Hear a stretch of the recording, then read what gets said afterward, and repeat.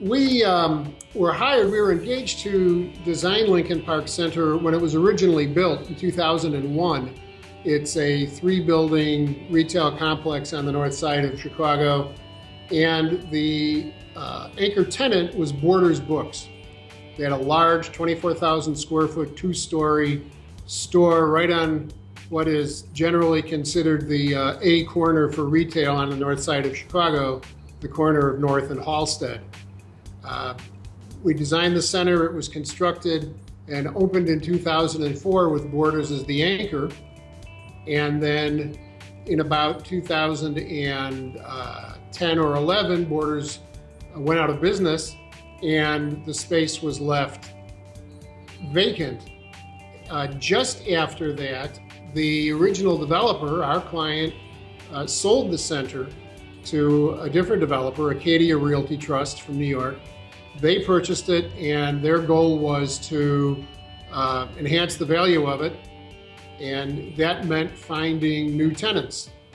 And they engaged us to help them do whatever tenant build-outs were necessary to serve any new tenants that they might lease to. They found a couple of new tenants, a furniture company, Mitchell Gold, moved into one end of the main building, and then they sold to a second furniture company, or they leased rather, to a second furniture company, Design Within Reach, which moved into the former Borders space on the prime corner of the building.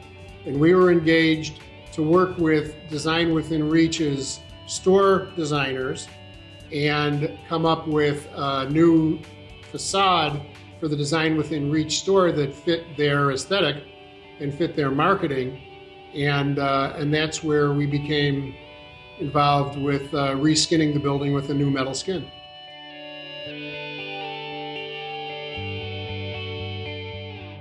Design Within Reach has a very, very strong identity, a physical identity.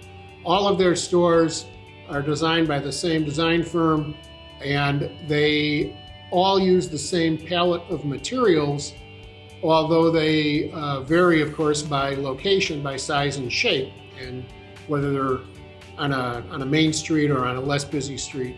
But they all are of a look. In this case, with Design Within Reach, it involves metal. They have a strong aesthetic where their buildings are clad with zinc paneling. And in this case, they wanted zinc paneling, but it's a very large facade, so they wanted to break it up with a different metal paneling at the same time.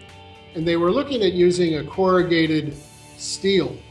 Now, just to take a step back, the building originally was designed for Borders and for their aesthetic, which is substantially different. Borders was a brick, more neighborly kind of design, not nearly the kind of visual sophistication that Design Within Reach aims for.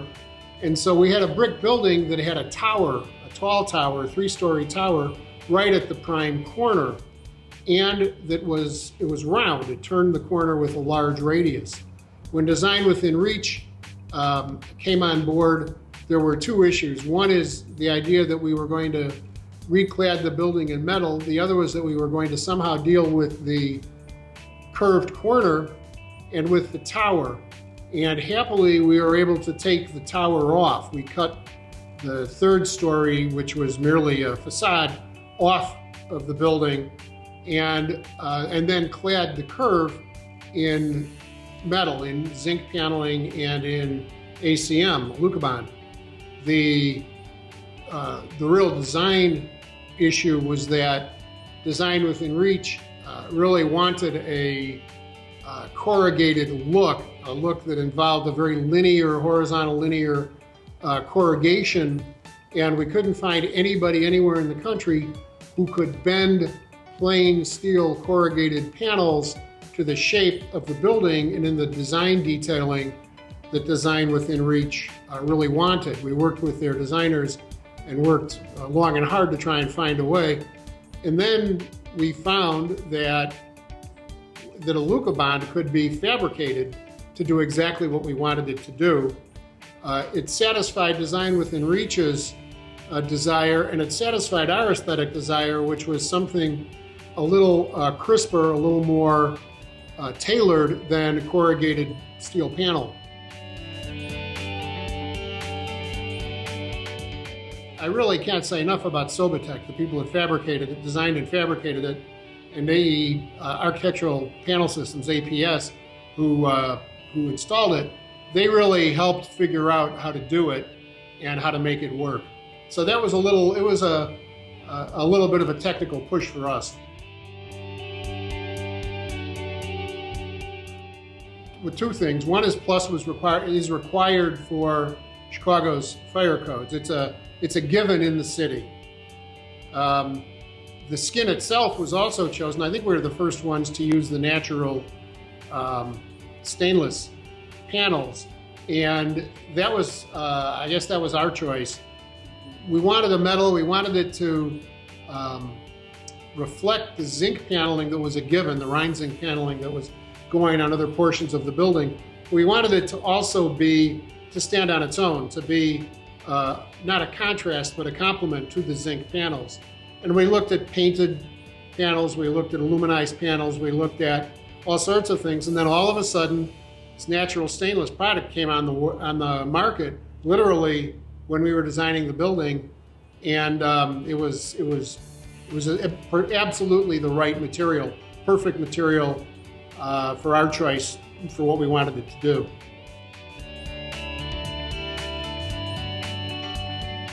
They've been in place now for, this is their third summer. Yes, they were finished, the store opened 2 years ago, so this is their third summer. They've been through 2 winter cycles, and they look great. They get cleaned regularly when necessary. They look crisp. They stand up to a very heavy traffic corner, both pedestrian and auto and splash traffic. There's a regular splash from a dip in North Avenue by every bus that goes by the site, and that splash destroyed the brick that was there, and it had to be rebuilt a couple of times, but the ACM is standing up to it just perfectly. So we're very pleased with that. So we were delighted to have the project recognized by Metal Architecture magazine in 2015 as their premiated project, their award-winning project for retrofit, renovation and retrofit, which was a perfect category. It was an honor to get it. It was an honor to have it published. We're delighted when our projects are recognized, particularly within the industry, for using materials well, which is what we try to do.